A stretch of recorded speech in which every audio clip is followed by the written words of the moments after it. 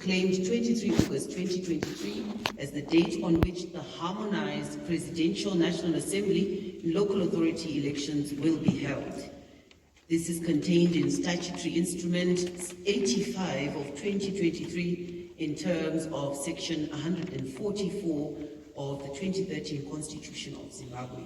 His Excellency the President also fixed nomination court sittings for 21 June 2023 to receive nominations for candidates in respect of Presidential, National Assembly and local authority elections. Elections of chiefs to the National Council of Chiefs were slated for 3 August 2023, and we're very pleased to report as a commission that the chiefs' elections were very, very peaceful. In fact, I think that the majority of Zimbabweans could learn something from the chiefs, because the chiefs' elections were mainly done through consensus. There was no conflict. I think they had already caucused and agreed who was going to be in the Chiefs' Council, who was going to be the president of the Chiefs' Council and the deputy president.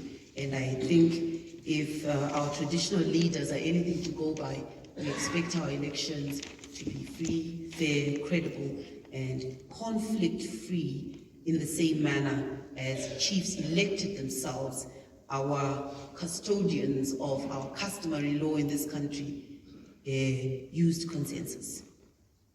The election of the President and Deputy President of the National Council of Chiefs was done on 10 August, again, non-contentious, and as the Electoral Commission, as the EMB, we're very happy about that.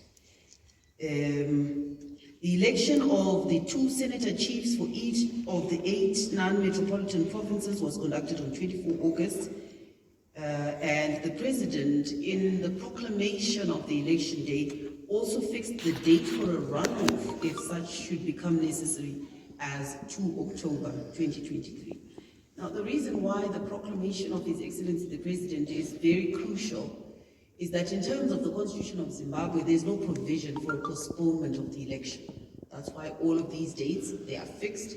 We proceed in terms of fixed timelines, and if ever there's anything which would necessitate a postponement of the election, it would require an order of the apex court of this country, the Constitutional Court, to allow us to postpone elections. That is why you will find some voter education rhetoric which says that only an earthquake can stop the election, meaning only an act of God, such as a pandemic, can stop the election. What that basically says is that there's no provision for postponement of an election in Zimbabwe, barring acts of God.